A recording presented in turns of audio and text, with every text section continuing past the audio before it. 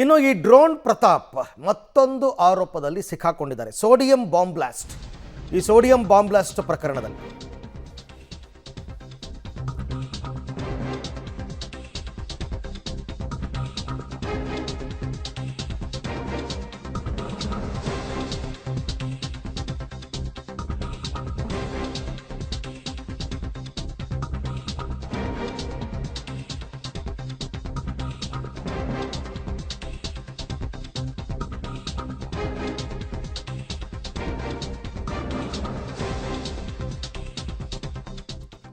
ಈ ಡ್ರೋನ್ ಪ್ರತಾಪ್ ವಿರುದ್ಧ ಮಧುಗಿರಿ ತಾಲೂಕಿನ ಮಿಡಿಗೇಶಿ ಠಾಣೆಯಲ್ಲಿ ಎಫ್ಐಆರ್ ಒಂದು ದಾಖಲಾಗಿತ್ತು.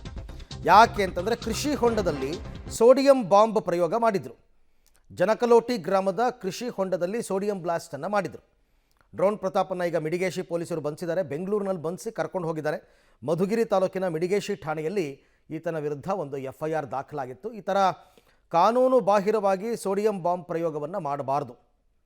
ಅದು ಡ್ರೋನ್ ಪ್ರತಾಪ್ಗೆ ಗೊತ್ತಿತ್ತಾ ಗೊತ್ತಿಲ್ವಾ ನೋಡಿ, ಈ ಥರ ಮಾಡಬಾರ್ದು. ಅಲ್ಲಿ ದೃಶ್ಯದಲ್ಲಿ ತಾವು ನೋಡ್ತಾ ಇದ್ದೀರಲ್ಲ, ಆ ಥರ ಯಾವುದೇ ಕಾರಣಕ್ಕೂ ಸೋಡಿಯಂ ಬಾಂಬ್ ಬ್ಲಾಸ್ಟ್ ಮಾಡಬಾರ್ದು.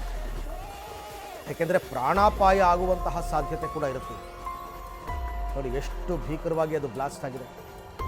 ಜಲಚರಗಳೆಲ್ಲವೂ ಕೂಡ ಸತ್ತೋಗ್ಬಿಡ್ತವೆ. ಎಕ್ಸ್ಪೆರಿಮೆಂಟ್ ತುಂಬಾ ಹೈಲಿ ಫ್ಲೇಮಬಲ್. ಸ್ನೇಹಿತರೆ, ಇವತ್ತಿನ ಒಂದು ಸೈನ್ಸ್ ವಿಡಿಯೋಗೆ ನಿಮಗೆ ಸ್ವಾಗತ. ಇವತ್ತಿನ ಸೈನ್ಸ್ ವಿಡಿಯೋ ಒಂದು ಸಿಂಪಲ್ ಎಕ್ಸ್ಪೆರಿಮೆಂಟ್ ನ ಮಾಡ್ತಾ ಇದೀವಿ, ಅಂದ್ರೆ ಲಾರ್ಜ್ ಕ್ವಾಂಟಿಟಿಲಿ ಮಾಡ್ತಾ ಇದೀವಿ. ನಾವಿವಾಗ ಯೂಸ್ ಮಾಡ್ತಿರುವ